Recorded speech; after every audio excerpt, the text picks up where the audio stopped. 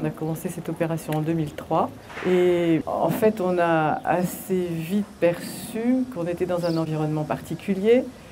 Nous on a fait un peu une analyse de tout ce qui s'est passé autour. On s'est aperçu qu'il y avait très peu d'espace public, très peu d'espace collectif. Et le premier geste que l'on a proposé dans le cadre de la concertation, c'était de pérenniser cet espace-là comme un espace non construit, c'est-à-dire un jardin dont la vocation était à définir et l'idée était qu'elle puisse être partageable, accessible pour le plus de personnes possible dans le quartier.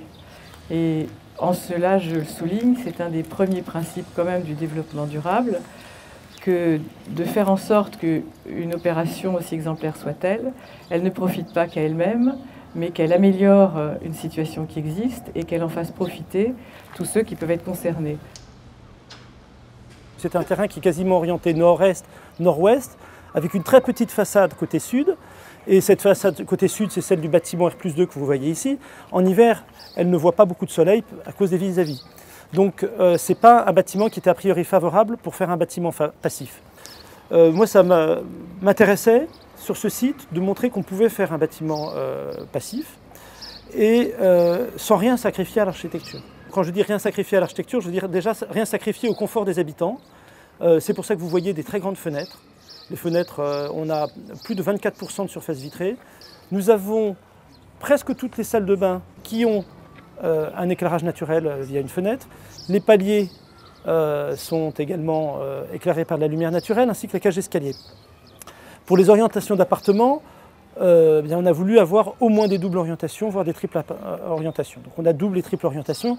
Donc tout ça, c'était un petit peu les objectifs qu'on s'était fixés au départ, parce que de montrer qu'on peut faire un bâtiment basse consommation en faisant des appartements mono-orientés, en faisant un bâtiment super épais, très compact, avec des petites ouvertures, pour moi, c'est exactement le contraire de ce que j'avais envie de dire.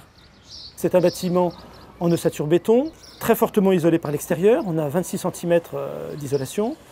Alors les façades, il y a deux isolants, donc une première couche de laine de roche qui fait 14 cm et une deuxième couche de laine de verre qui fait 12 cm. Après nous avons des fixations des chevrons à la verticale et horizontale où nous allons après splitter les lames de bois que nous pouvons voir ici, qui est du mélèze, qui vient d'Allemagne. Comme toutes les lames de bois font 13,132 mm, il a fallu que sur les encadrements de fenêtres, nous tombions sur des lames entières. Donc il a fallu reprendre tous les encadrements de béton pour arriver à avoir un calpinage du bois qui tombe juste par rapport aux fenêtres en fait. Donc c'est des menuiseries qui sont très lourdes du fait que c'est du triple vitrage. Donc nous avons eu des portes-fenêtres qui allaient jusqu'à 350 kg. Donc il nous a fallu jusqu'à 8 personnes pour pouvoir les manutentionner et réussir à les poser sur des cornières. Alors le liège est là pour isoler, c'est un isolant en plus pour les menuiseries extérieures. C'est un apport en plus d'isolation. Du point de vue de la ventilation, on est en ventilation double flux avec récupération de chaleur. Et on a un puits canadien hydraulique, ce qu'on appelle un puits francilien. Ensuite, on a un échangeur air-eau qui permet de préchauffer l'air avant que celui-ci passe par le double flux en période très très froide. Là, on a une chaufferie gaz. Le chauffage est gaz. Donc c'est un chauffage à air, bien sûr, puisqu'on n'a pas d'installation de chauffage. Et c'est un appoint. On a des batteries terminales dans les appartements et on peut apporter cet appoint de chauffage dans les appartements. Il a été recherché un matériau très pérenne, solide, peut-être plus rassurant pour le maître d'ouvrage par rapport aux éventuels graffitis qu'il pourrait y avoir que le bois.